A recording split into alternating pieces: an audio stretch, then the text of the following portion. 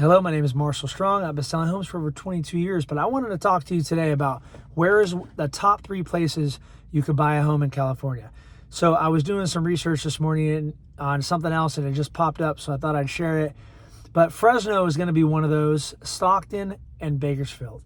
But what I want to talk to you guys about is there's people that live in surrounding areas that end up buying here and invest here, but a lot of people that grow up here live in the Bay in LA, and it's too expensive for them to buy a home there, so they end up not buying a home. And I grew up with a lot of these people, and I've been working with some of them, explaining to them, buy a home here and then end up investing or renting it out. And the perks of that is you're making more money on the other places. You don't need to buy a home if you think you're going to stay in the Bay or LA, the median price home is $800,000 to $1 million. Here it's $370,000 to $400,000. You get a lot more bang for your buck. So you need, in my opinion, to buy your first home. If they would have listened to me over a decade ago, they'd have over $250,000 in their bank. So for anybody out there that hasn't bought a home yet, the average first-time home buyer is 40 now. Used to be 30. It's going to be 50 pretty soon. So the best thing you can do is get into a home now. And I'm going to tell you the number one reason I think most people don't do it. And it's the easiest thing to overcome once you address it. So stay with me. But before I get into that, do me a huge favor. Smash the like and subscribe button. I really appreciate it, guys. My whole goal and mission is to bring financial freedom to everybody out there. I grew up extremely poor, and for me, it was all about, at the age of 17, 18, I decided if I had $1 million, I'd invest in real estate because I knew that was the easiest thing, the simplest thing. It's real, and it'll always go up. So that's why I got into real estate, and I had been investing since I was 20, bought my first home at 20, and I've had a lot of ups and downs. What I'm trying to do is save those things happening to most people. Most people will never over leverage. That's the number one mistake most investors make, is they over leverage. Most people will never over leverage because they never leverage in the first place. The first step to leverage is buying your first home. You have a loan you can use, especially for the veterans out there that I know, 100% financing. That means you get the listing agent to pay closing costs, which is a 50-50 chance right now in this market, which is great. You have a little bit more optionality. So you can get into a home for 100%, rent out a couple rooms while you work out of town, and have your mortgage paid for. Simple as that. So why don't most people do it? And it's the 4-letter word that nobody ever really wants to talk about and address. It starts with the letter F. Can you think about it? Put it in the comments for me. Fear. False evidence appearing real. It's scary. You know what's more scary than never buying your first home? Is being 50 years old with a kid or two and having nothing to leave them and having nothing to fall back on. The best thing you can do is burn your boats to take the island. Buy your first home.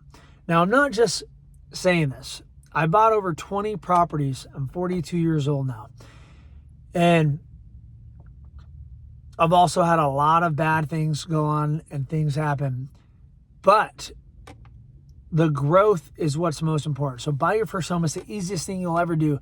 It'll feel scary. It'll be scary. But if you have an expert in your corner that can guide you through the whole thing and take a lot of the emotions out of it and keep it more logical but still be empathetic, guys, if you're looking for somebody that can lead you to the finish line, go ahead and comment yes, or comment help, or comment first home, and I'll get back to you guys. But all you have to do is reach out to me. My information is in my bio. You can also find a Udemy course if you're a real estate agent looking to get in the business, where I put 22 years of experience selling over 2,000 homes, which most agents will never do that in their lifetimes, top 1%. And I put the best ways to buy and sell homes in there.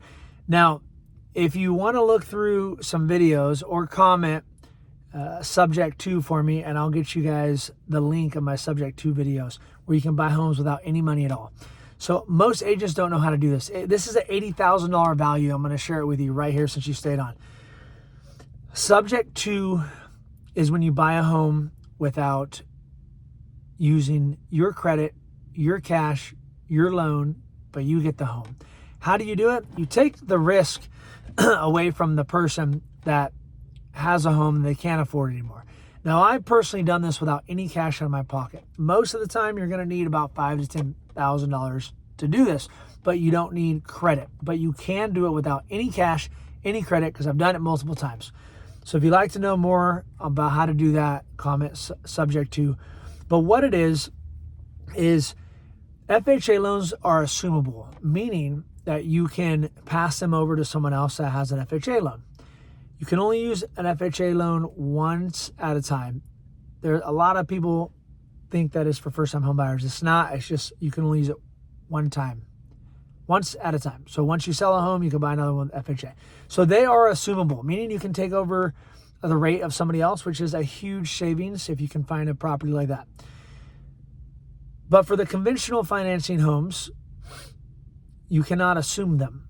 But if somebody lost a job, owes $5,000 or $10,000, then you could actually take over that home by catching up their loan, and they sign it over to you subject to their financing. If you guys would like to know more on how to do that, let me know. What I'm trying to tell everybody is when there's a will, there's a way. It's really easy to buy a home. The only thing holding you back is you. So you need to get a coach, a mentor, somebody who is passionate about getting financially free, who's gotten financially free, and is helping others get financially free.